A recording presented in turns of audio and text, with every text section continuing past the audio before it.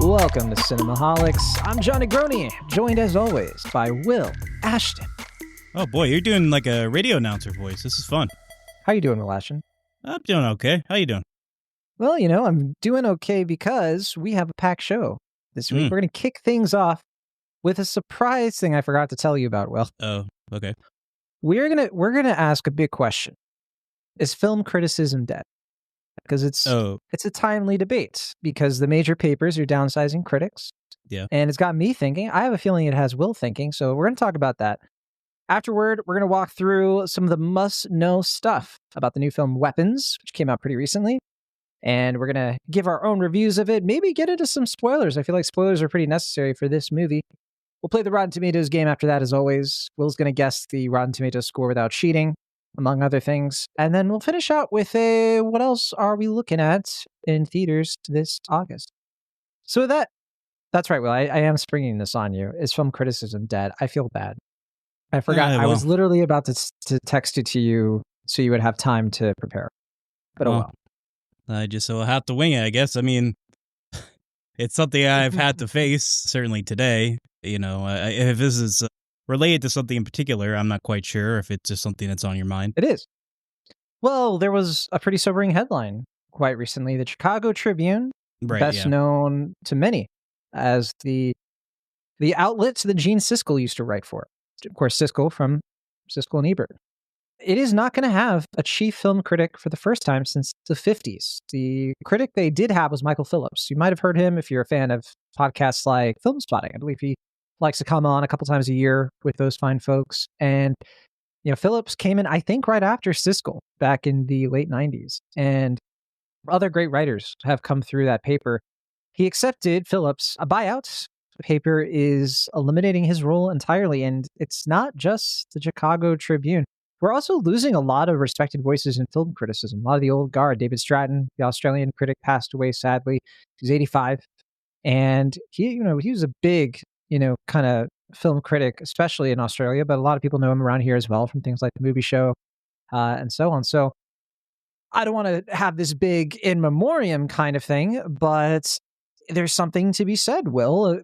Are we cooked? Because I think we are moving away from a lot of legacy media. I think literally yesterday I heard the news that MSNBC is spinning off into its own thing. It's not going to be NBC anymore. It's going to be called MS Now, which sucks as a name, but that's not my problem.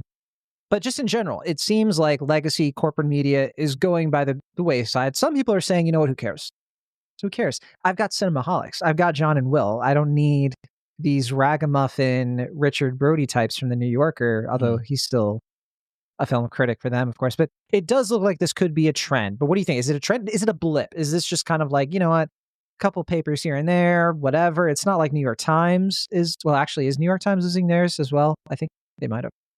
No, I think they still have two critics on hand for the New York Times. I thought I heard something about A.O. Scott. Well, he left, also. Yeah, but they have Alicia Wilkinson and Margulies Dailies, is that her name? Manola Dargis, yeah. I think that's how you say their name. But okay, yeah, maybe I'm jumping the gun a little bit then. Okay. Yeah, I mean, I don't know. That is a kind of, heavy question that's been probably forefront on a lot of people's minds. If they're someone like you and me, I found that headline certainly to be very sobering. I thought Phillips was very, graceful about it. I think he, handled it well, or at least his public statement, I thought was pretty gentlemanly and professional, and I'm hoping only for the best for him moving forward. I enjoyed his reviews whenever I would read them. I enjoyed him at the movies whenever he was on there for a short period of time. But yeah, I mean, I am really bummed, just by the vacancy of it, just the idea that Chicago no longer has like a mainstay full-time film critic. Obviously, there Richard are a lot Roper, that was the other one for the Chicago Sun-Times, which was Eber's paper. Yeah, Richard Roper also took a buyout. Yeah, and I think I had heard that before. I didn't realize that until today when I had heard that there was no major professional full-time, I guess, newspaper film critic. And something that I've had to kind of, we don't really have that in Pittsburgh anymore. Like, as far as in major newspapers and Tribune and the Post-Gazette, the critics have retired or kind of moved on, and it's a vacancy that hasn't really been filled. And I know we've been hurting for it, to say the least, not only as critics, but just as the culture of, I think, film in Pittsburgh. But yeah, I mean, I want to assume that, things are going to move forward and that it's just a matter of, like, as you were suggesting, the evolution of the medium. Maybe it's just going online. Maybe it's just a matter of people getting their reviews outside of traditional newspapers and what have you. But I don't know. I mean, I do think we've found out that the idea of, like, making a living as, like, a Roger Ebert type, was almost a fallacy at the time. I mean, I think he, was an anomaly, and I think, someone like him or like Leonard Maltin were, kind of the exceptions as opposed to the norm. But and Maltin, thankfully, is still with us, so I think he's had some problems of late. He's getting up in years. Yeah. But yeah, I mean, I don't know what the future holds. I still put critics in high esteem. I do think there is certainly a quantity over quality sort of thing that's been going on, as far as, like, Rotten Tomatoes favoring a sort of, onslaught of reviews from random sources, some credible, some perhaps less so. And the idea of, like, film criticism maybe not being something that's healthily discoursed, but rather just something that's made into this sort of algorithmic sort of number that's like, okay, it's not a matter of people thinking for themselves in a traditional sense. It's like, did this movie get a 75% on Rotten Tomatoes or what have you? Find out when we play the Rotten Tomatoes game. And so I do worry about that. And I think that it is kind of par the course for that sort of thing. This idea of, like, everything is moving so fast. People don't have the patience for traditional reviews anymore, unless you're, in the New Yorker or reading something maybe a little bit more traditionally highbrow. Yeah, I mean, certainly as someone who writes reviews in some fashion or another and does some sort of film criticism, I feel like I don't expect at this point there to be a mainstay career in film criticism. It's disheartening to hear, but I don't foresee this being the complete and total end of film criticism. I just think, we're seeing stuff like Letterboxd thriving. I think everyone has an opinion, and I don't think people are going to stop having opinions and articulating those opinions well. But the idea of them being from, maybe a handful of trusted sources may go to the wayside, and people may have to cherish the people they trust the most, because, who knows what the future is going to hold for that as far as, like, credibility and all that. But yeah, well, I don't know. That's what I think is worrying some folks, right? Because there are so many moving parts to this. There's a lot to say about how, on the one hand, I think there are plenty of folks that I'm seeing online, especially, who are like, look, a lot of these critics, they are a bit older. A lot of them are white men. And to be frank, while their reviews are, built upon years and decades of experience, they know their stuff. They're fantastic writers. They have very limited perspectives. And there's a whole generation and then some of people who are like, well, these reviews don't speak to me. Why would I read reviews? Why would I care about Rotten Tomatoes at all? I think one thing that's kind of worrying people then is, like, when you make it so democratized, you do start to lose that curation. You start to lose the monoculture. It's already in such decline that it's like, well, how do you know what's what? How do you know what's going to happen? And then you start to see a decline in all kinds of things. The types of movies being made, movies that cater to the lowest common denominator, because if you take these big risks, you don't have kind of what they did have in the 80s and 90s, especially, where Siskel and Ebert could watch these kind of small, grungy movies that nobody was paying attention to, talk about it on their show. It could be one of the last movies they bring up. And next thing you know, that movie's making a ton of money at the box office and elevating careers. And this is how you get people like Quentin Tarantino, for example. This is, greatly like, and how so many up and coming directors got their start by being elevated by film critics. I think one of the first dominoes for this was that in the last 10 years, 10, 15 years, really kind of blossoming in 2013 to 2016, we saw the kind of rise of film Twitter. And film Twitter became this sort of new intelligentsia bubble, this place where you could find a lot of younger critics kind of mingling with the older critics too. That's where people like you and me definitely got our start. we started mingling in these circles. That's how you and I met, was through Twitter in 2016. We were following each other because I think Alicia Grasso was our mutual. Alicia was my editor at Movie Pilot back in the day.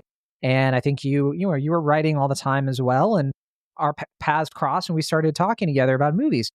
That's basically gone now because Twitter has been kind of fragmented. You still have a big audience base on Twitter, but there are a lot of people who left. There are a lot of people who kind of only stay for the memes. You have Blue Sky, which is its own kind of little bubble. That's basically where I get most film stuff these days. And a lot of it's from the same kind of people, though. I don't have that same mingling with all the big papers, with the websites I never would have heard of, because Blue Sky doesn't have a great algorithm. It's not really built upon that. You have to use things that are very different from how film Twitter works. So we kind of lost a Band-Aid, and now it's sort of an open wound. Anything could happen. I genuinely, I think right now, like, we're good because we have our own independent outlets. Cinemaholics is its own thing. We don't have a corporate overlord.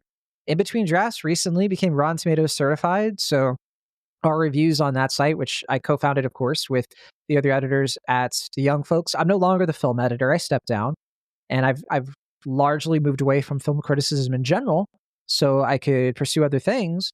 But of the limited film criticism I do, I have found that we have an audience. It's just so different because even things like blogging kind of gave that new life in the aughts, right? Blogging made film criticism become way bigger than it used to be and better.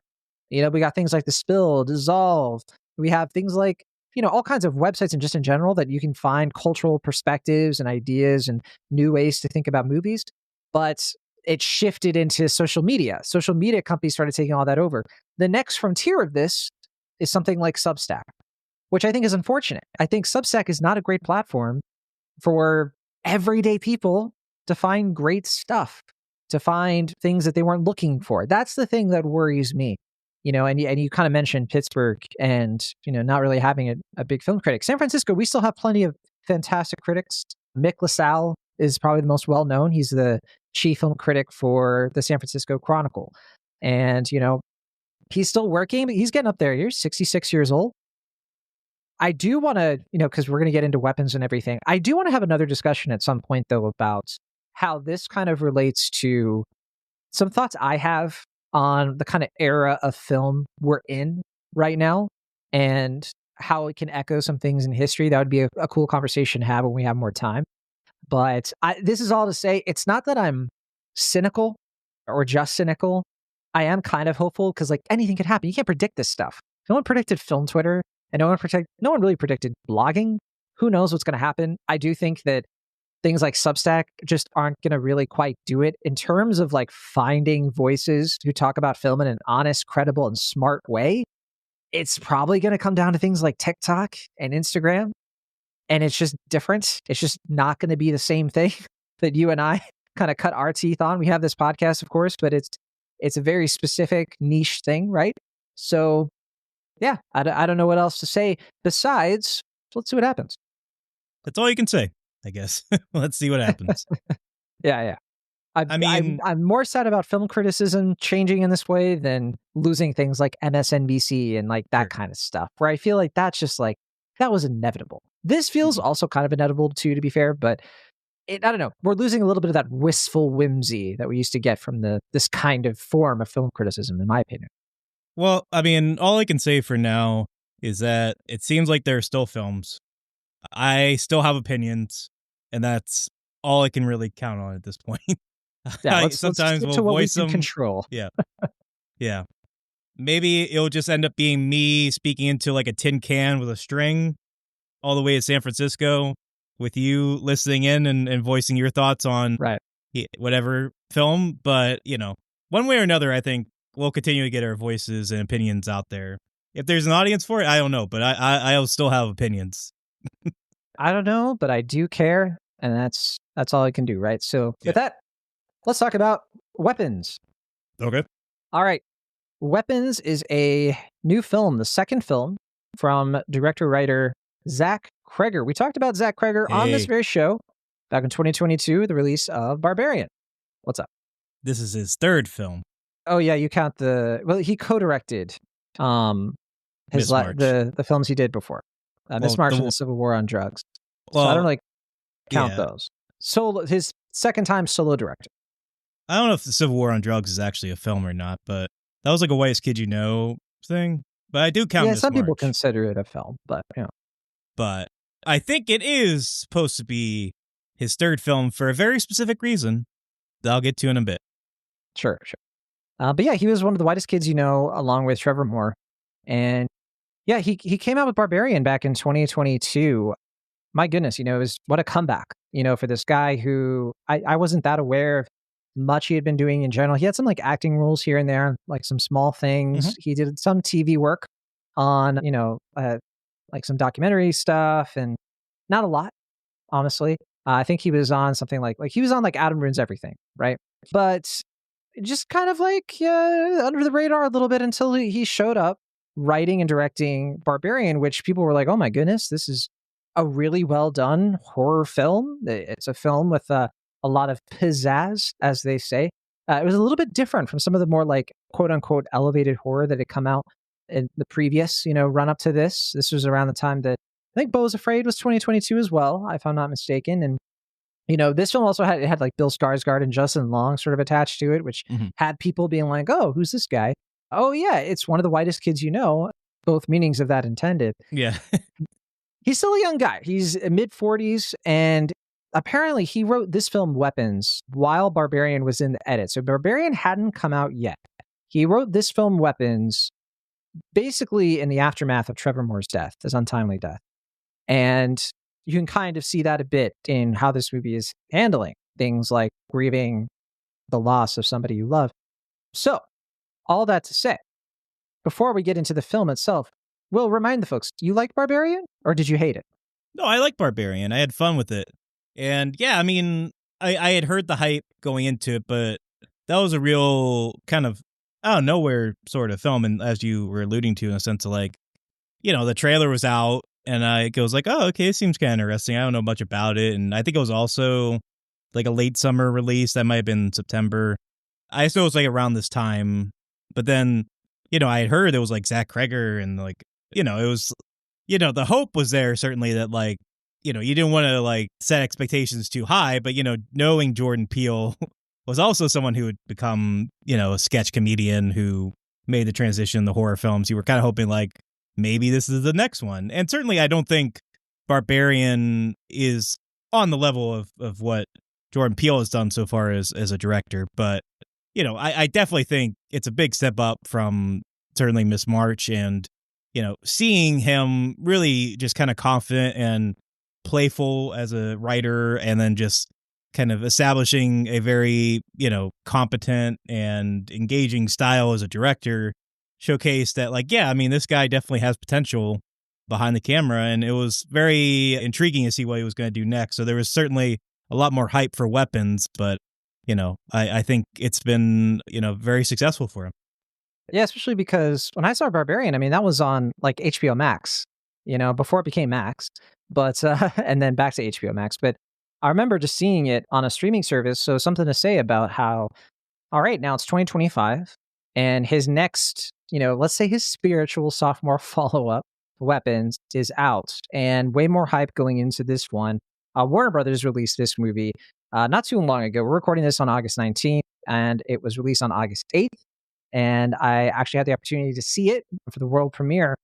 And so far, it's definitely gotten a lot of acclaim. We'll talk more in the Rotten Tomatoes game and the specifics, but it's also grossed $155 million worldwide, which is fantastic for Cregger and Co. because only a $38 million budget.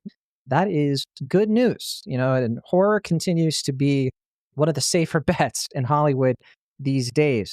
And I will say, well, this movie was not on my radar up until I had gotten some of the emails, some of the press stuff about this. And, I knew Cregger was kind of attached to it, but I wasn't sure okay, but Barbarian was cool. I wasn't sure if he was really going for it for his follow-up.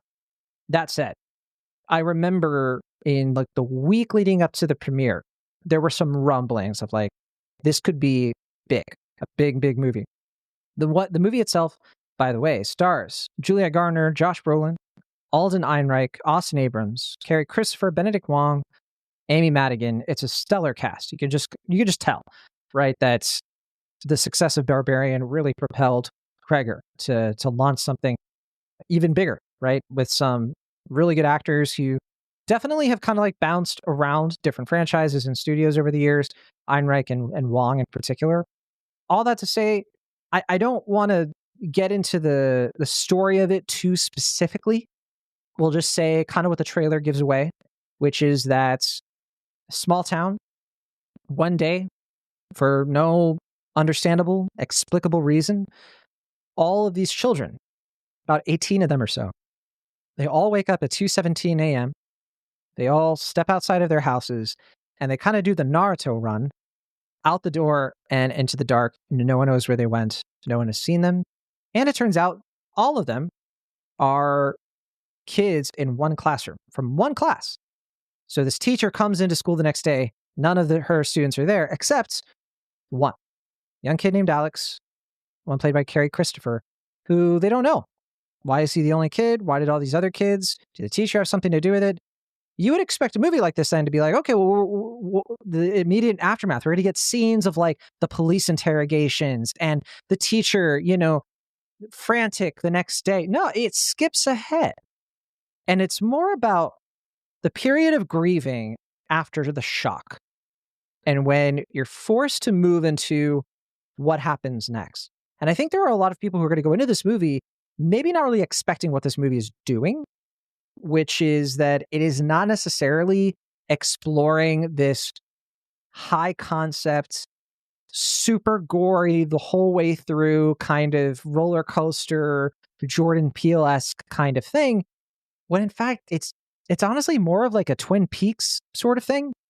It's a little bit more of like a slower burn at times, and it's a little bit more meditative.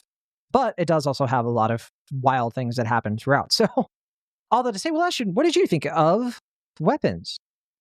I liked it. I thought it was a lot of fun, and it was encouraging to me to see, ostensibly a film for adults, given this budget and prestige from a major studio, that was becoming a big crowd pleaser. It's another example of a film where it's just like, it's just nice that a film like this, is kind of gaining the interest of the masses in original property, not based on any, IP or anything, just the talent of the stars and the writer and director involved. And yeah, I mean, I think that was very appealing on the onset, and then just watching the film, seeing it being so confident and engaging and entertaining throughout was certainly a delight. I feel like maybe I'm not quite as high as you and some other critics are. Maybe it was just my expectations were set a little too high.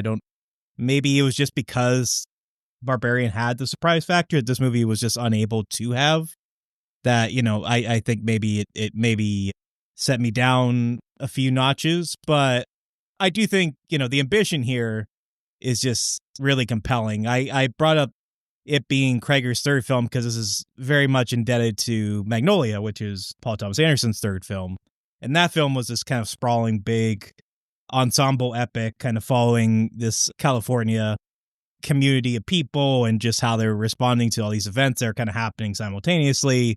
And it does seem like Cregger, as a writer and as a director, seems to be really interested in the idea of multi-perspectives and like the idea of playing with form and style within the perspective of different characters, and like how one character can see something it's, unnerving and unsettling, and it kind of has the stylistic drivings to match that.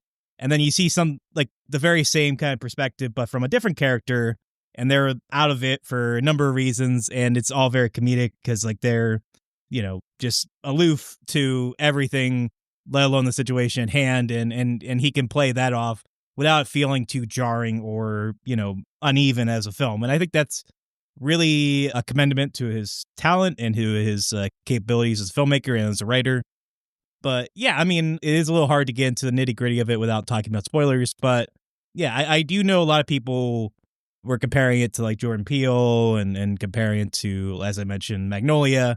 Weirdly, though, I feel like this felt very Stephen King to me in a fun way. Like it definitely felt like the idea of exploring this, like, I'll push back against what you're saying. I do feel like this is a sort of high concept kind of idea, and it's very concept driven film in the way that I feel like Stephen King is typically at his best really good at exploring, which is like, obviously this is a metaphor for something else, but it's just like, what's going to happen when this thing happens, and like exploring it in a kind of novelistic way with all these different chapter segments felt very... Well, I think by high concept, I'm trying to talk about like those movies that are a little bit more ambiguous and vague about what's going on. And this movie plays with that a bit, but kind of like Stephen King, it does sort of have more grounded, here's how it works. Here's what's going on. Like it doesn't withhold too much from you. It, I think, actually is more satisfying in what it pays off. And it's not like you mentioned, like the metaphor. It's not doing that A24 thing where we have like a 10-minute scene where nobody talks and it's just somebody wandering through somewhere where the color grading isn't that great and you can barely see anything. It's not that. It's not just ambiance is what I think, in vibes is what I think you're alluding to. It's also not Malignant, where it's just kind of like trying to be like so ridiculous. Like it's just, it's something a little bit more, got something on its mind. But it's also that crowd pleaser, like you mentioned. It's not trying to be a smarty pants of a movie or anything. It's just trying to basically bring you into the story and give you an experience. And that experience for a lot of people is it's fascinating to see all the different things people are reading out of this movie, which we'll probably talk about when we open up the spoiler talk. Yeah, and I think it's compelling. And I love how much Cregger has been sort of open about, like, he doesn't fully understand everything that he put into the film. Like, he feels compelled to put him in the film and he stands by those decisions, but there's like a dream sequence in here that, without giving too much away, Josh Brolin sees this sort of fantastical thing in the sky, and like watching him, like, I don't really know what that means. I saw an interview from Zach Cregger. He's like, I don't know what that means either.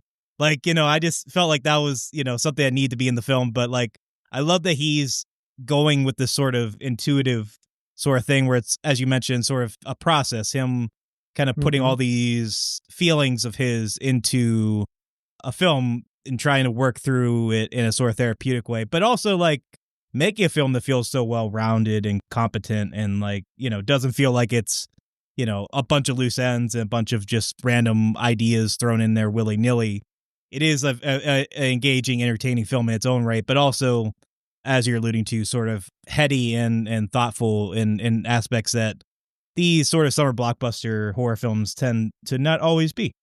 Yeah. And I want to bring up what I think of that moment in particular, the thing in the sky, but I'll hold off, until I give my thoughts on the movie and we open up a spoiler discussion. I think by this time, a lot of people have watched the movie and are probably curious what we think of the more kind of the details of what happens in it. But in terms of what I thought of the movie, I think it's fantastic. And I genuinely I thought it was such a blast. Just a truly satisfying film in every way. I loved it the whole way through. Very, very small nitpicks here and there. Nothing major, honestly. I wrote this in my review for Cinemaholics, which you can read. Film criticism isn't dead. What are you talking about? I said, first paragraph, I'm not sure how exactly, but Zach Cregger managed to avoid the sophomore slump by chloroforming it, locking it in a trunk, and burying it under the floorboards of every childhood home in America. Weapons is the kind of movie that should not exist in a studio system allergic to risk. It's Prisoners if it dropped acid and got into a knife fight with Magnolia. It's Barbarian with its frontal lobe cracked open and its soul rearranged into a suburban ghost story soaked in trauma, terror, and some of the most disturbing schoolhouse content you'll see this side of that Kevin guy we need to talk about. In other words, you don't watch Weapons, you survive it. I just think this movie, it scratched an itch that I really had, where you kind of mentioned it before, I wanted to watch a movie for adults or the adult-minded, something that takes a risk. It's the same thing I was talking about with Superman versus like Fantastic Four, where, Superman, it wasn't trying to be the most astute, cerebral movie in the world, but it was bold about its message. It had a very specific message that was bound to be controversial and polarizing, and it was. Nevertheless, people still talk about that movie. That movie is still being regarded. People remember it, right? I barely remember Fantastic Four at this point. Weapons is that kind of movie where I feel like, some people are going to watch it and be like, I don't get it. Like, what? A lot of other people are going to be like, what the heck did I just watch? I need to watch it again. I'm so curious. And I do think that there was a moment leading up to the ending where I wasn't sure. I was like, can he land this plane? Because I was a little bit like, I don't know. It feels like this is all just kind of limping to the finish.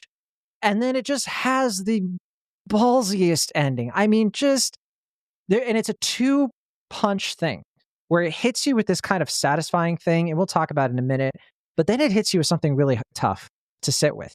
And that to me is what horror should be. It's the same reason I really enjoyed Nope from Jordan Peele. I thought that was such a more well-rounded movie. As much as I really like Get Out and Us, I just felt like Nope was more kind of, it was going for it. Like, it was really going for something that like was more original. It felt a little bit different. Yep. This one, I can't say it's the most original, but there's a lot of original things in it that make it as a whole just come together so nicely. So 3 cheers to this movie. Not a bad performance in it. I can see why Austin Abrams is going to be in the Resident Evil movie that Zach Cregger now has the keys to, because he makes so much with the little screen time he has. All the actors in this, oh my goodness. Benedict Wong, get out of Marvel. What are you doing? You're way better suited for this kind of thing. Even down to like the costuming and this, like what they make these characters wear was just so like Cregger being in on the joke, right? And just taking the piss out of everything. I loved it. Sure. And I mean, there's, I think, undeniably like a, scene stealing, like, or not even scene stealing. It's so central to the film. One central performance that's like, I think maybe even better than the rest. But I guess I can mention who it is. Last. Yeah. I mean, I guess I can mention maybe who it is, but I can't mention like who they are. I don't know. What do you feel? Well, we can probably just open it up for spoiler talk now. We both at least liked the movie. It sounds like you liked it, maybe with some reservations. I fully loved this one. Easy recommend. And everyone I've recommended it to who's checked it out has been loving it. So very happy to see this movie with some legs, kind of finishing out the summer strong. Not the best. It hasn't been the best month for movies overall, but got two really good horror movies. We got this and Together, and which I already reviewed for In Between Jurassic Park and Sundance. And I think, did you see Together yet? I forget. I did. I thought it was all right. All right. Well, I like Together, not nearly as much as this movie, but I thought, what a great double feature. You wanted to just watch two, good horror movies. You can do that this month. So there you go. But let's open it up for spoilers then, because there's a lot of meat to this film. There's a lot going on in Weapons that I think deserves a little bit more specificity that we wouldn't want to otherwise spoil. So if you have not watched the movie yet, this is your chance to get out of here. We don't want you here for your own good. Should we skip ahead to the Rotten Tomatoes game? Yeah. I was saying, should we just do the Rotten Tomatoes game now and then do spoilers at the end? Sure. We can do it real quick so people don't have to wait. You know what I mean? Sure. So let's do that real quick. If the people, don't want to be spoiled, but are like, I don't want to like skip ahead and potentially hear something I don't want to hear. Yeah. I got you. All right, Valash. 330 reviews counted on Rotten Tomatoes. What do you think the score is? I'm going to assume it's pretty high. It seems like critics are really engaged with this one. It is horror, and there's always going to be some fickle bodies, I guess. They're going to be poo-pooing genre stuff. But I think overall, this is the type of film that it seems like, at the very least, like 3/4 of critics are going to like it, if not love it. So I'm going to say it's a solid 87%. 87 is your guess. You're a bit off. You're off by 7, if I can do math. It's 7 points higher at 94%. Okay. So you're right that critics are really going to town for this one, but even more so than you expected. But Will Ashton, what about the popcorn meter? That's the newfangled audience score. The popcorn meter, we have 5,000 plus verified ratings. Not as much as usual. Usually we see at least 10,000 plus, but whatever. What is your guess for that one? I'm going to say it's like right up there with the critic score, the rare case where I think critics and audiences are both like, we're having fun, we like this. I'm going to say 95%. It is not. It's actually closer to your first guess, 86%. Oh, okay. This is one of those rare times where the critics are saying, heck yeah, but the audience are saying, well, hold on. Not so fast, Weapons. Don't pull that trigger quite yet on this movie. That could be for a number of reasons. I think that this is a movie that, like I was saying before, if you go into it with your expectations a certain way, and maybe with a lot of hype, right, from those critics, I could see people being a little bit like, I'm not so sure. I will say I have seen this movie twice. Very rewarding second watch. I liked it even more the second time. All that to say. What about the cinema score, Ashton? It could be anywhere from A+ to F. What do you think? Based on what you were saying about whatever the audience score is now called, the popcorn meter or whatever the heck it is called now, I'm going to guess it's high, but maybe not as high as I initially thought. So I'm going to say a B plus. Almost A minus. Oh, okay. So you were on the edge there, and I see your logic was of course sound, but the folks in Vegas are having a good time. Although Vegas, not a lot of tourists are going through there these days, so maybe a little bit of a sampling error. Who knows? Yeah, I mean, let's finish it. If they're hemorrhaging money, they need to pay me to be in a cinema score screening, but I wouldn't say no at this point. All right. Well, let's finish out with the average rating on Letterboxd. So we have 869,000 watches on Letterboxd. Quite a lot. Makes sense. It's Letterboxd. What are you going to do? Right now, Weapons is literally their main thumbnail. So, Will, Ashton, what do you think the average rating is? It could be anywhere from 0 to 5. I'm going to guess it is a clean 4.0. So close. So close. It's a little bit lower. 3.8. So you do have some naysayers, and maybe we can open up our spoiler discussion by going through some friends of the show and what they think of the movie, and we can react to it. Spoilers being open. So this is your last warning, spoiler warning, you know the drill. Let's see what the friends of Cinemaholics, a friend of Cinemaholics, somebody who's been on the show, or at least contributed to Cinemaholics in some way. So I'm looking here now. I see Robert Yanis Jr. gave it the heart of Crooked Table, but he did not review it. Will, Ashton, I guess we'll start with you. I see yours right here. Oh boy. So you reviewed this on Letterboxd. You gave it a heart on August 12th. Mm-hmm. Yeah. You liked a few reviews too, I see here. You wrote, I bet Zach Cregger has an awesome Stephen King adaptation in him. Oh, interesting. What is the Stephen King movie you would want him to adapt? Do you know? It's a good question. I feel like I wouldn't want him to do like one of the novels. I'd want him to do one of the shorts and kind of expand from it from there. But I'm not quite sure which one. I don't know. I don't want to pigeonhole him to do something similar to Weapons, but I don't know. I mean, I just feel like he might take more risk and do something different than Mike Flanagan, who seems, in my opinion, maybe to be benevolent to a fault at this point. It's kind of the opposite of what's been happening with the King adaptations of the past, which is initially they were so dramatically different from what Stephen King wrote. Now they're too beholden, as I felt like The Life of Chuck was. So, well, I'm agnostic when it comes to King, so hey, whatever happens. We'll see with Resident Evil. I'm not so sure about that either, but I'm ready. He did a good job with this movie, so I'm into it. Matt Serafini, friend of the show. Oh, sorry, what? I will say the reviews I liked on Letterboxd are all pretty funny. So, read them at your own time. They're not friends of the show. So, friend of the show, Matt Serafini, gave it a heart as well, but no review. So it looked like Matt enjoyed it. Evan Griffin, fan of the show. We don't usually see his reviews on here. Excited to see what he said. So he gave this one 3 stars, and he wrote, it set up soup so early on into the witch reveal. I really thought we were going to get a big cauldron with a big witchy soup to cook the kids in. No soup. We didn't need the Rashomon cut. We need the cut with more witch stuff, more hats, more brooms, more soup. Benny Hill chase finale was great. That was interesting. I mean, I think I've seen some people say that the witch stuff to them felt half-baked. They felt like it comes so late in the movie. I thought it was great.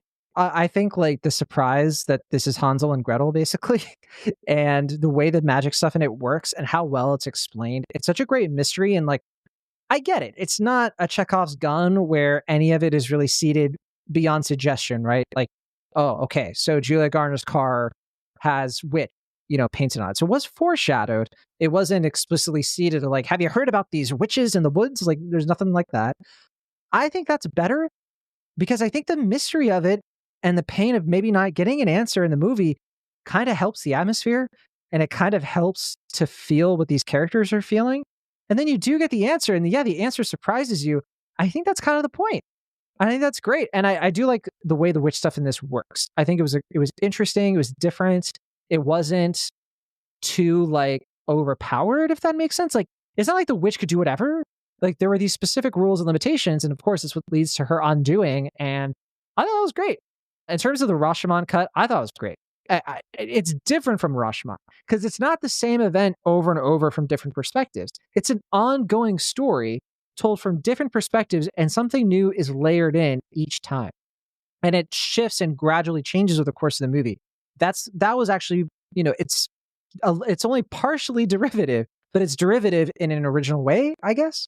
Well, that's why I felt like it had that sort of novelistic quality to it. Like the idea of like each chapter kind of elevates the story, but you kind of follow different perspectives each time is something that you would normally see in like a book. So it was fun to see that in a like, big crowd pleasing blockbuster and done well. Makes sense. But what did you think of the witch stuff? I thought it was fun. I mean, I thought Amy Madigan basically stole the movie. I thought she was fantastic in this. I thought her performance, was really tricky to pull off, which is like this sort of like, hammy over the top performance. And, obviously she's having a ball with it, but like still conveying this like menace and in a way that like she has to obviously be unsettling and unnerving, but not tip her hat too early.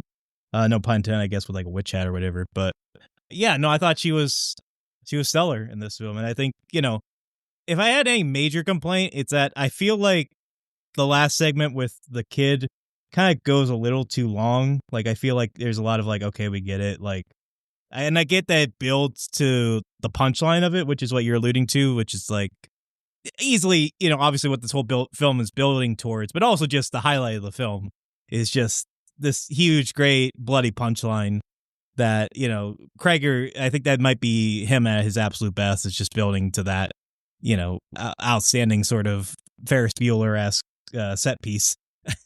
So, yeah. Yeah. And maybe we'll talk more about that in a minute. For now, I just want to say that, Gladys, just in general, such a great character, such a great conceit, and a fresh take. So, but yes, I'm a big fan of the ending. Before we get into that, Abby Olchesi gave it 4 stars. She reviewed it twice. She said, like, if PTA wrote, so Paul Thomas Anderson, wrote and directed an episode of Goosebumps, give Gladys every award. I think that that's funny. I don't agree with you that the Alex stuff went on too long, which is kind of where the Goosebumps kind of thing comes in. A little bit of an Are You Afraid of the Dark, but with way more edge. I get why he set up for that long. It just kind of felt like I was getting a little restless in that segment in a way that it wasn't with the other ones. I can't say I had the same effect. That's interesting, though. Kimber Myers gave it 4.5 stars. That's, I think, the highest I've seen so far on here. Kimber said, D-effing ranged, which is a complimentary. As someone who has watched a lot of P.T. Anderson, I feel like Zach Cregger has also watched a lot of P.T. Anderson. Again, complimentary. Yeah, I mean, you can definitely pick up on some of that. I think he directs his actors in a very similar way as PTA, or he seems to be really good at unlocking these like careful, nuanced performances within these like really wacky situations that just genuinely don't ring false. And he makes it look easy. I think it's one of those things, if you really study this and Barbarian, you could really see a version of this where a lesser director, or just a director of different talents, wouldn't be able to pull it off. And I think that's a lot where his like sketch comedy chops really come from, because it's like Jordan Peele. You just can kind of tell how to like read the emotion of the room and strike that balance so well. I don't know about your audience, but my audience was cracking Will Ashton. People were just like hooting and hollering at several points in this, and especially the Alden Ehrenreich scenes and the Austin Abrams scenes in particular. My audience was pretty reserved, surprisingly, throughout until the end. It's Pittsburgh. They don't have a chief film critic, so they've been in dire straits, I mean, I felt like I was laughing more than like most of the audience that I was with, but the end seemed to kind of reverse. Everyone was definitely laughing during the big chase. I mean, that was kind of the height, for sure. How could you not? I just remember I was just the cheekiest grin. But it immediately moved to the most severe frown, right? When it's revealed that the kids are not going to be okay, necessarily. That it's not like a magic fix, that some of them will never speak again, or if they do, it's going to take a long time, that the parents look like who knows if they'll ever recover. And I think that makes the movie, like that whole setup of like the chase scene and how satisfying and cathartic that is, versus the last shot of like, but okay, the trauma of this isn't going away. The film cast did a great job of talking about this. So Jeff and Dave from that podcast were talking about this. And I completely agree that I think that like, to me, it just makes the movie. It takes it from this place of like, hey, that was a good watch, I had a good time, to that's going to sit with me, because it is talking about something more directly, right? Or you can read the metaphor in a little bit more explicitly if you want to. Yeah, it's like an epilogue of sorts in a way, like not in a traditional sense, but in a sense of like, is expounding upon it in a way that a lot of other films would either not feel comfortable doing so or don't feel emboldened enough to do so, or maybe aren't allowed to do so in a way that doesn't distract from the narrative at hand and, raises a lot of thoughts and recognizes the sort of gravity of the situation in a way that's compelling considering the sort of, shenanigans and hijinks that were happening just moments earlier. But yeah. Friend of the show, Ryan Oliver, gave it 4.5 stars as well, and a heart. Ryan said, one of my favorite details about the Magnolia-esque structure of Weapons is how steeped in POV each character chapter is, making the scenes that we revisit from a previous still feel fresh. Like the little detail in the Paul segment where he's letting James go after that encounter, he sounds more benevolent. And then in the James chapter, he's more aggressive and swears at him. There's a lot that can be dug into here about the divisions of tragedy as opposed to unity, or the dark underbelly of a small town, and not really knowing those you thought you did, among other things. But the most important thing is that along with a lot to chew on, Cregger just excels at delivering the craft. He knows when to trigger what scare and when. He knows when to alleviate the tensions with a gallows laugh. Every jigsaw fits perfectly in a place to create this epic mosaic that's also genuinely unnerving and squirm-inducing, and it's just so damn impressive. WB deserves their flowers for putting out Sinners and this year, and I hope they keep writing blank checks to Coogler and Cregger if these are going to be the results.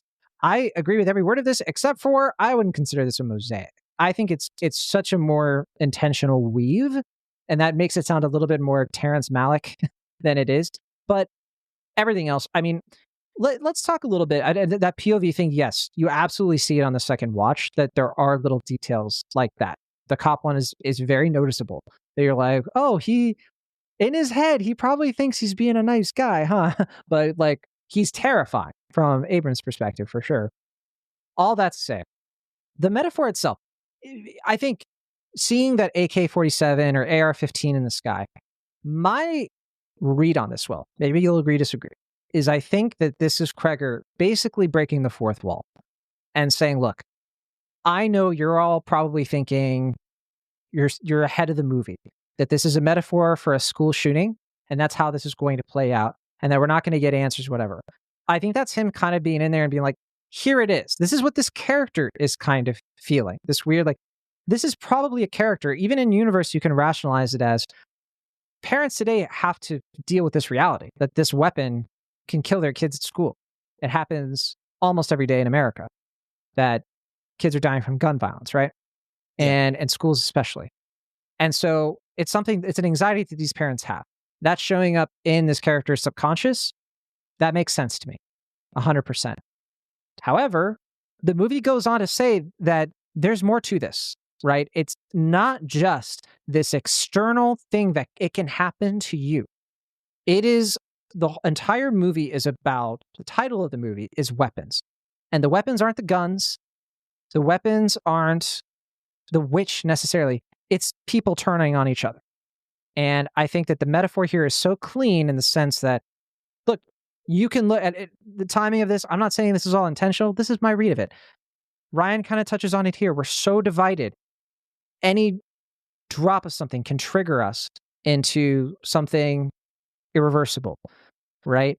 I think that this idea of a character with like this kind of on-the-nose name, who wears too much makeup, obviously fake hair, who seems to have mystical control over people, getting them to do things they would otherwise never do, just because she takes something that's personal about them and twists it against them, and has all of these secret children and terrible things that she's done to children she's covering up in 2025.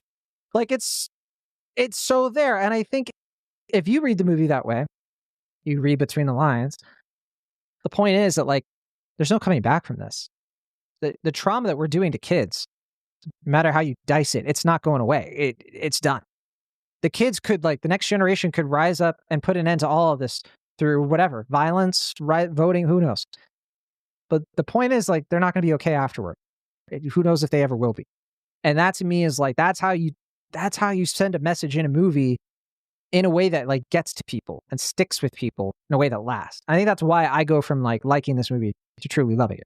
Yeah, I mean, a few points there. I'll start with the what you're alluding to at the end, which is I definitely agree with the idea of like trauma is something you don't just simply overcome. It's something you live with, being so integral and so powerful to the film. the allusions that you're making to the character just reminded me of the Onion Film Standard review for Christopher Robin, where he was just like the film critic is just like, once again, this is a deep allegory for the Trump administration. And he just like goes on about like how Winnie the Pooh represents Trump. Wait, can you say it again? What was that? I was saying that I agree with the concept of what you were saying, the idea of like trauma isn't something you overcome, but rather something that you live with, being so integral and powerful to the film.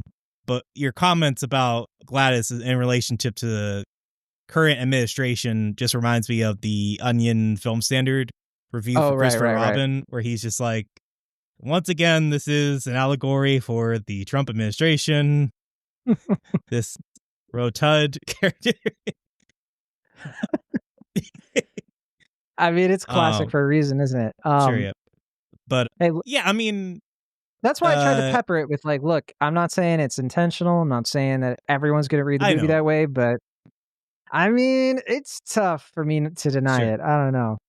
But yeah, I mean, as far as the suburbia aspect of it, I mean, again, I think that's why I'd want to see him do like a Stephen King adaptation or take like one of the 80s stories and modernize it, because I think what I find so compelling about the film is how he's tackling these themes, these ideas that he explores, but in such a modern and present way, while still tackling the universality of it in the sense of like, we're in a surveillance state. We're in this idea of like parents are constantly watching through technology and all this stuff, but it's limiting not only in the sense of like how far they can actually see or how far they can actually do things, but also because it alienates people from their own community. Like the idea of like people are kind of kept at guard from one another.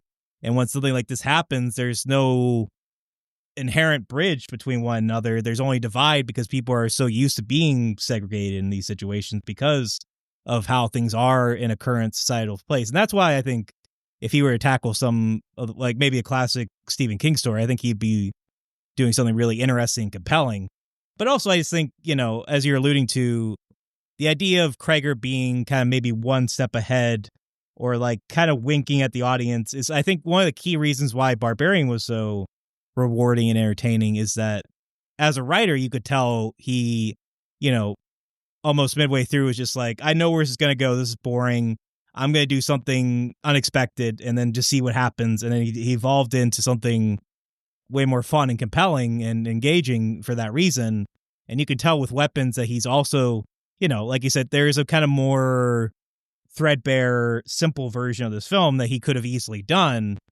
But he's, you know, I think kind of winking at the audience again in a similar fashion, being like, okay, obviously this is what it could be or what it could be an allegory for in a direct sense, but let's have some fun and make it something different and a little bit more expansive. And yeah, I think that's a credit to him and why I think he's proving to be such an engaging and entertaining filmmaker. Yeah, I think that's a really interesting take. And, you know, it reminds me of like one of my nitpicks in the movie is that, you know, it is in the modern day. And I guess like that's the point, right? That like if the community was more integrated like they would have been in the 70s or 80s, this movie almost doesn't work because I think that, like people would have figured out what was going on a lot sooner. But because they're so segmented, they don't. But I mean, I just had a hard time believing that like, okay, but the police weren't able to tell that these kids were intersecting at Alex's house. Like, it just seems weird that like, you know, I guess you could read it as like, yeah, maybe they did figure that out and they didn't share with anybody because they were like, well, we went to the kid's house and there was nothing there. And like, I guess it's just a coincidence, which is like dumb, you know? But I guess there wasn't a lot of like, there is a little bit of hay in terms of like the police just kind of like throw up their hands and are useless, which I think Cregger is, you know, he's a cab, you know, like one of us, I guess. I don't know. But maybe that's just like his way of saying like, yeah, you can't, the cops aren't going to get us out of this because even if they do have an idea of what's going on, like they're not going to solve the problem. I guess it takes so many leaps to get to that read of it that I guess I was a little bit like, it's a little bit irky jerky, I guess. I guess so. I do think that he is definitely a cab for sure. And I do find it entertaining that, you know, because I remember how anti-cop Barbarian was. And even some of the Whitest Kids You Know stuff was pretty anti-cop if you go back and watch it. But yeah, you introduce like Alden Ehrenreich? Alden Ehrenreich. Ehrenreich. Yeah, from Solo. Solo, A Star Wars Story, Brave New World, Hail Caesar, my introduction to him. Yeah. Some TV stuff as well. Yeah. But yeah, here he is now. You introduce him, and I think he's probably the second best performance in this. maybe third only to Julia Garner. That, initially I'm like, oh, maybe he's like kind of commenting on how like, two-dimensional and kind of like passe he was about cops in his past movie. And then this time he's just like, nope, he's actually even bigger piece of shit. Yeah, well said. Let's take a look at one of the more middling reviews from a friend of the show, Isaac Feldberg. We love Isaac, but Isaac has his opinions. You know him. 3 long paragraphs here. I'm not going to read all of it, but just some it's in pieces. He said, a mile wide and inch deep, but executed with extreme confidence, however earned, and an unsettling sense of its emptied out small town setting. The last paragraph here starts with, although conceptually irresistible, Weapons has an eager-to-please habit of filling in blanks left by its premise with overly literal reactionary reveals. It is a shallow film posturing an epic one, filled to the brim with good ideas that Cregger doesn't get far with, consequence of the self-satisfied mosaic approach, which spreads itself too thin to explore its best ideas or characters, while elongating a secretly straightforward, simplistic story out to feature length. I don't agree with this. I think that I think his kind of characterization of the film, I would consider a little bit unfair. I don't get that same kind of like reactionary, self-satisfied, indulgent. I felt this was way more crafted with intention than he's giving it credit for. He did watch the film twice, so it's not like he just watched it and wrote it off. I think that he watched it with intent both times, and it's just Isaac's honest opinion. What are you going to do? But what do you think? You agree, disagree? I don't agree, but I think that's, well said, even if I don't fully stand behind it. It does remind me, though, weirdly, that the film I actually think right now, if it's even if it is still in theaters, that would make a great double feature with this. And I know it's a fairly divisive film, but I liked it, is Eddington. This and Weapons, I think would be actually really solid double feature for how they tackle these sort of like small towns confronting, these looming kind of problems, you can say, sure. In a way that deals with, in a sort of fractured sort of way. But I think both are good in their own separate ways. We'll go through a couple more and we'll get out of here. Charlie Ridgely gave it 4 stars and a heart. Charlie said, I can't believe they let Zach Cregger remake Tangled. All right. You know old Charles, how he does. Which, by the way, they were giving us potato peelers on the way out of the film. I was like, little swag. I have it like over here, which I respected that.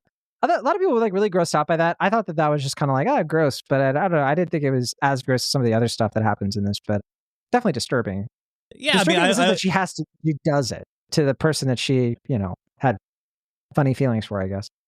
I will say that I really admire the film's practical effects, especially the last Gladys scene. I love the use of practical effects in that scene. So well done. I do remember, we haven't seen it anywhere in these reviews, but I know some people have been kind of put off by how like 2 of the characters who die are gay men. There aren't a lot of people of color in this movie. And like one person of color, the 2 gay people die really horrific deaths, as opposed to like a lot of other characters who like, either get like shot real quick, right? Or something like that, which I think that's pretty fair. I'm not saying Cregger did it intentionally, but it does kind of look bad. I do like, though, how that the construction of that scene is like the downfall is letting the witch in. And this like basically like the witch taking advantage of like hospitality and norms and people just being genuine, and only to like turn gay people against each other. I got a little bit of like a Dave Rubin kind of vibe from that. I'm sorry. Sorry to bring it to politics all the time, but you know me, I can't stop. I mean, I think the idea more is just the idea that these 2 characters are quite easily in the healthiest and most loving relationship. Right. And to demonstrate how indifferent, cruel Gladys can be, I thought you were going to say to demonstrate how loving they are. They have like the best dinner spread we've seen in cinema this year, I think. Which it should be in movie cookbooks. Yeah, and apparently that is a nod to Trevor Moore. I forget exactly how it is, but that is a nod to him. The hot dogs. That's wonderful. Yeah. The Mickey shirt. I mean, it was just perfect. Every last detail. Yeah. Friend of the show, Amanda the Jedi, gave it a heart and said, my brand of wacky horror? And I ended that with a question mark. She said, the best part about this movie is that, like Barbarian, there's so many places to take the premise, and Cregger takes it to a place that's equally as chilling and uncomfortably funny. Yeah, I mean, that kid scene, it's just, I get it. We already kind of went through it, but like, I can't say enough that it's just, it was so satisfying. Like, even if you see it coming, just like the sheer mayhem of it after a movie that had mostly been kind of subdued. There's another moment that stands out to me too that I don't see nearly as many people talking about, maybe, which is like when Julia Garner is asleep in the car and the mom, who's under the spell or whatever, like goes to the car with the knife. Like, that was when I think the audience was most kind of like, oh my God, oh my God, oh my God. That's definitely the most unnerving scene for me. That was the one that actually kind of, like, you were talking about the potato peeler, but that was the scene that actually kind of got me like spooked. Same. I was like, oh no. Aunt Emma Sasic, our friend, the aunt of the show, as we always say, watched it twice. First gave it 3.5 stars, then she gave it 4. Her first review, she was like, what a strange little movie. I wasn't expecting it to remind me so much of The Monkey with its tone. The Monkey, I still need to finish that movie. I was liking it too. I will say The Monkey, well, speaking of Stephen King, The Monkey is a film I think starts off strong and then gets really stupid. Like, I still like it all right. I was liking it in the beginning. I was like, oh, and then we had to leave, and I was like, I want to finish it. But that's good to know. I will say, like, the first half of it's solid, and some of the best stuff's definitely in the beginning. But the end of it, and it's still fun throughout, but it gets really dumb. Yeah. So like I said, Emma gave it 4 stars on her second watch, and she said rewatched it and enjoyed it more this time around. I still think the ending is abrupt, but I was along for the kooky and bonkers ride. All the threads being spun are pretty great. Still have some issues here and there, and the performances are stellar. A fun one. Yeah, I think that's the ending. I have seen other people say, like, it does kind of wrap up quick, like that bookend epilogue you're talking about. I prefer it that way. I can see why other folks maybe not, but I think that lingering, it's unsettling, and I think that, at least for me, it didn't overstay its welcome. I think too much more would have been less, but yeah, I can respect that opinion though. What do you think? Yeah, I didn't really find it rushed. Like I said, I mean, if anything, I kind of felt like it was drawing itself out to that conclusion, just because I felt like maybe it was somewhat to be expected, just kind of given the setup of it. But still, as we mentioned, very satisfying when it actually plays out. And, I definitely think that's the high point of the film. But yeah, I don't know. I mean, I'm not quite sure why people feel it's so rushed. Like, it's a 2 hour and 10-minute film, and I felt like it kind of, I think just the ending itself. Well. I think people were just kind of hoping for a more of a resolution after the climax, and I get that. But it worked for me. It's not going to work for everybody. I feel it's pretty deliberate that they don't have such a clear resolution. Like, that seems integral to the film. So I agree. But sometimes you take the risks, you take the costs. Aaron Dicer, friend of the show, gave it 4.5 stars, and he said, my kind of no-nonsense real world, shine some lights on and make us laugh at the insanity, set your rules, stick to them, cast actors who understand both tension and humor grounded in authenticity, horror. Love this. Sadly, Aaron doesn't do Sif Pop anymore, which is sad. Sif Pop, great podcast, but yeah. Glad to see that Aaron is still going to the movies and having a good time. Corey Woodruff did not give it a heart, Will Ashton. It's the most heartless I've ever seen, Corey. He said this and 28 years later are the most unexpectedly emotional films of the decade. All right. I still haven't seen 28 years later. Have you? I did. It's good. It's very touching. Oh, so thumbs up. I've heard it's good. I've heard it's surprisingly good. So, I'm happy to hear that. Let's see. I think that might be the last one. Double checking here. Oh yeah. Alex Billington gave it 3.5 stars. Kristen Lopez gave it 2. That's definitely the lowest I've seen. And that's Kristen. Kristen, she's going to do what she does. Matt Donato gave it 4 stars. So we'll finish out with him and Chris Evangelista, also a friend of the show. So Matt gave it 4. Matt said, in 2022, Whitest Kids You Know comedian Zach Cregger became a bona fide horror creator thanks to Barbarian. As I wrote at the time, and I'd still assert today, it's one of the wildest contemporary horror flicks to earn a wide release. There's a reason why his second film, Weapons, sold to New Line Cinema in a heated bidding war. But was it money well spent? Cregger's appropriately hyped sophomore thriller thankfully shows no signs of slumpage. Weapons is mysterious and monstrous with hints of James Wan, The Burbs, the Coen Brothers, The Sadness, and 20 other horror influences that somehow blend into a delicious neighborhood nightmare. He reviewed it fully for Daily Dead, so you can check that out as well. We love Matt Donato on this podcast, and Don't you dare argue otherwise, Will Ashton. The only thing I was going to end on, and I just want to hear your opinion on this, is that now we have two bona fide sketch comedians turned horror directors. Yeah. Who do you want to... Well, I was going to say, who do you want next? Who's the next sketch comedian? Amanda Bynes. 100%. Well, okay. Amanda Bynes. Now. Anybody but Dave Chappelle. My earnest answer is Sarah Squirm, or Sarah Sherman, I guess is how she's known. But I want to see, and I said this back in my review for Barbarian, but I want to see what Frank Caliendo comes up in his sick head.